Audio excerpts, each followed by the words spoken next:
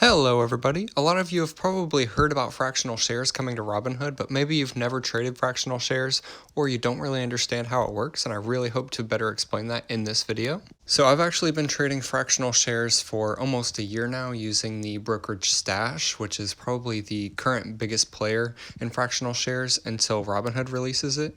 And here is a release from Robinhood explaining it a little bit better, so I'm just going to go through that really quick. So that first bullet, invest any amount you want. So right now it's really all about shares right now, how much a share costs. If a share costs $60, that's how much you need for the share. But after fractional shares comes out, it really becomes about how much you want to invest and all about the dollar amount you want to invest. And the amount for the share really starts to become irrelevant. And the next bullet is also really great. It says build a diverse portfolio. If you have $100, you can invest in 100 different stocks. And the other brokerage I use, Stash, takes that even further. I mean, you can invest as little as a penny, and you do with the debit card because you get like stock back in all of the different companies that use the debit card app.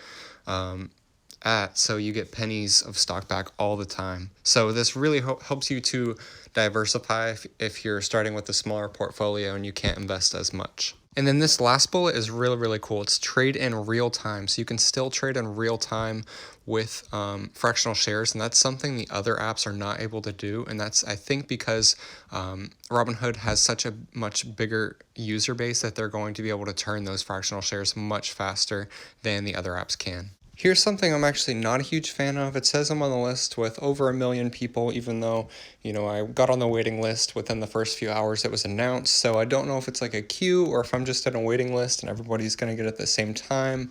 Or I have no idea when it's going to be coming out either. Nobody's really said.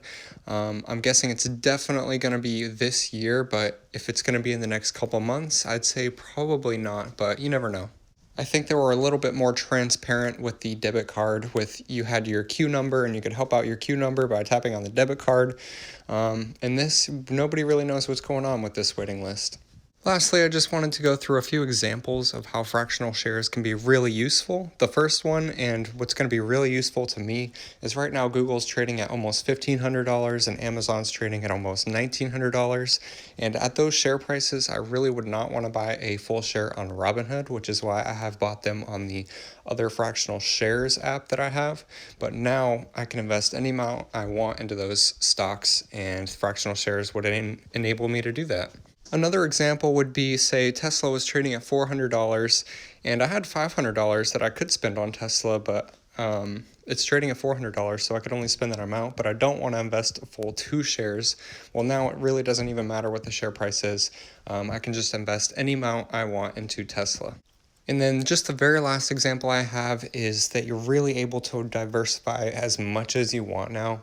Say you're only investing a couple $100 because you really don't have that much money to invest. This is really, really good for the investors just getting started or the investors not starting with very much because they can really diversify now.